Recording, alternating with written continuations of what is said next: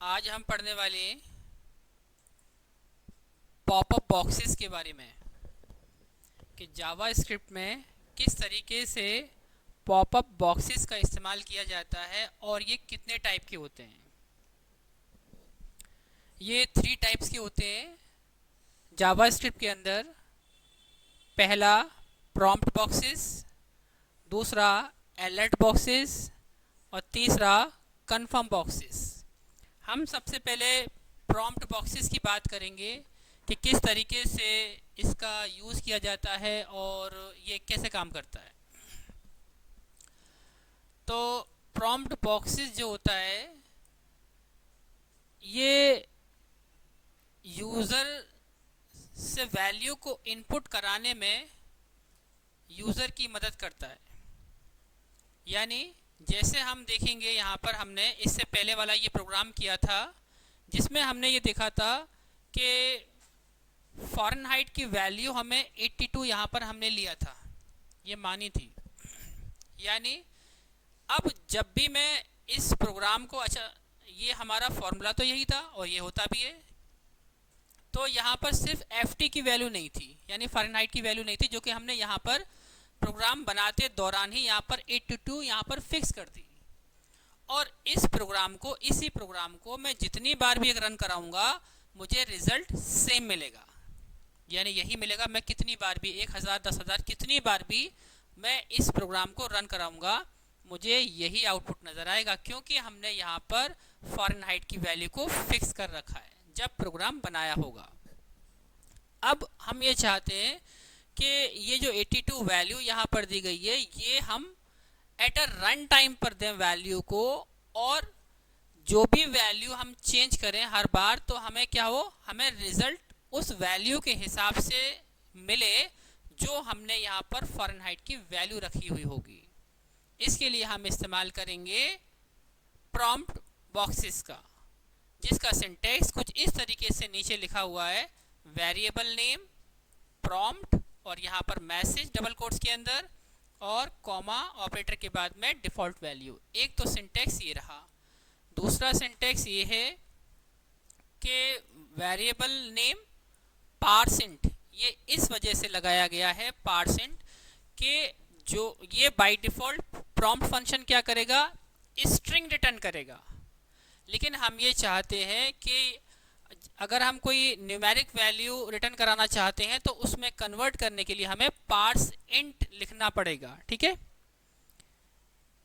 इसके बाद प्रॉम्प्ट, और ये उसी तरीके से है जैसा कि ऊपर लिखा हुआ है, ठीक है।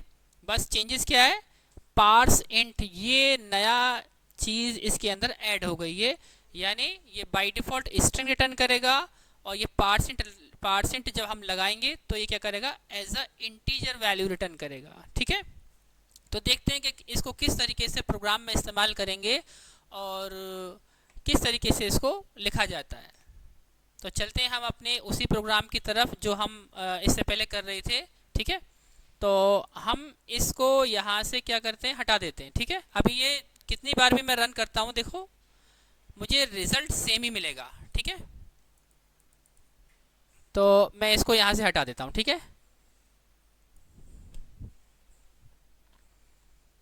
इस बार मैं एक प्रोग्राम बना रहा हूँ एरिया ऑफ सर्कल का, ठीक है, जिसके लिए मुझे कुछ वेरिएबल चाहिएंगे। जैसे एक तो आर, एक ले लिया मैं एरिया, ठीक है, AREA एरिया, ठीक है। ये 2 वेरिएबल यहाँ पर मैं डिक्लेयर कर लिया, ठीक है। अब हम ये जानते हैं कि भाई एरिया ऑफ सर्कल क्या होता है, पाई आर स्क्वायर, ठीक है। तो पाई की वैल्यू में ले लिया 3.14 इंटू आर स्क्वायर के लिए आर इंटू आर, ठीक है। उसके बाद सेमीकोलन, और यहाँ पर इसको मैं किसी वेरिएबल में स्टोर करा लेता हूँ, जैसे कि हमने ऊपर ले रखा है एरिया, ठीक है।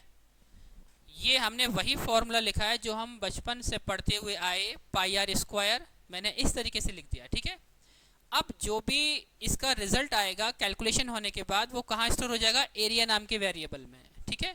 तो इसका मतलब मुझे क्या हुआ, इसको कैलकुलेट करने के लिए मुझे 3.14 वैल्यू तो मेरे पास है, मुझे आर की वैल्यू और मिल जाए। एक तो तरीका ये है मैं सीधा आर की वैल्यू यहाँ पर ले लूँ, जैसे कि मैंने लिया आर इक्वल टू कुछ भी ले लिया, मान लीजिए 10 ले लिया, ठीक है। और यहाँ पर मैं इस मैसेज को यहाँ पर चेंज कर देता हूँ एरिया ऑफ सर्कल, क्योंकि मैं एरिया ऑफ सर्कल का प्रोग्राम बना रहा हूँ, ठीक है। एरिया ऑफ सर्कल, ठीक है। और ये वैल्यू जो प्रिंट वेरिएबल है जिसके अंदर वैल्यू है वो क्या है, एरिया है यहाँ पर, ठीक है। देखते हैं क्या असर होता है यहाँ पर।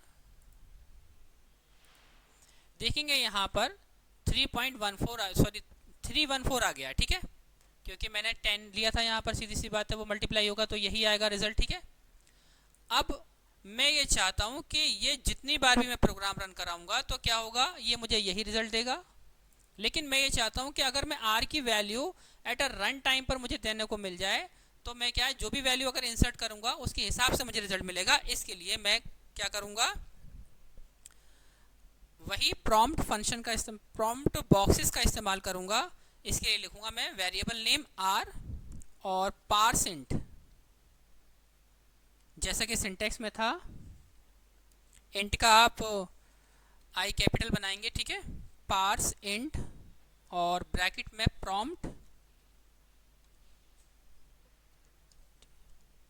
प्रॉम्प्ट और उसके बाद एक मैसेज डिस्प्ले करा देंगे जो भी आप देना चाहते हैं, enter value of r, enter value of r, ठीक है। यानी यूज़र के सामने ये वाला मैसेज प्रेजेंट हो, ठीक है। उसके बाद कॉमा ऑपरेटर लगाएंगे और जो भी आप ये चाहते हैं बाय डिफ़ॉल्ट वैल्यू उसके ऊपर शो हो प्रॉम्प्ट बॉक्सेस के ऊपर, जैसे मैं मान लीजिए 0 मान लिया, ठीक है, वो आप यहाँ पर इंसर्ट करा देंगे और इसको बंद कर देंगे, ठीक है। अब ये ऐसा लिखने से क्या होगा कि ये यूज़र से पूछेगा कि अब मुझे वैल्यू बताइए, वो भी रन टाइम पर, और उस वैल्यू को आर के अंदर स्टोर कर देगा जो भी आप वैल्यू दोगे। और वैल्यू जब आर को मिल गई तो सीधी सी बात है इसके लिए काम करना आसान हो जाएगा और ये अपना रिजल्ट जो भी होगा कैलकुलेशन करने के बाद एरिया नाम के वेरिएबल में स्टोर कर देगा और एरिया को बाद में उसे प्रिंट कर लिया जाएगा डॉक्यूमेंट डॉट राइट फंक्शन से। ये हम पहले ही पढ़ चुके हैं। देखते हैं क्या असर होता है इस पर, ऐसा करने से इसमें और इसमें क्या फ़र्क है। आप देख सकते हैं यहाँ पर जैसे ही मैंने रन किया यहाँ पर क्या एक प्रॉम्प्ट बॉक्सेस खुलकर आ गया और यहाँ क्या कह रहा है, एंटर वैल्यू ऑफ आर, यानी इस बॉक्सेस के अंदर आपको आर की वैल्यू अब एंटर करनी है, ठीक है। जैसे कि मैंने इस बार कर दिया, मान लीजिए 5, देखते हैं, आप देख सकते हैं 5 के हिसाब से मुझे आंसर मिल रहा है 78.5। फिर मैं इसे रन किया, अब मैंने कर दिया मान लीजिए 10,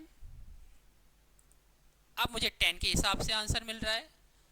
अब मैंने चेंज कर दिया फिर से मान लीजिए 20, अब मुझे 20 के हिसाब से आंसर मिल रहा है। तो आप यहाँ देख रहे हैं कि इस प्रॉम्प्ट फंक्शन से हमारे लिए कितनी सहूलियत हो गई, कितना आसान हो गया कि ये अब एक वैल्यू पर फिक्स नहीं रहा प्रोग्राम, अब ये अलग अलग वैल्यूज के हिसाब से जो भी आप एट रन टाइम पर वैल्यूज दोगे इसको, वो उसके हिसाब से यहाँ पर आपके सामने रिजल्ट प्रेजेंट करेगा।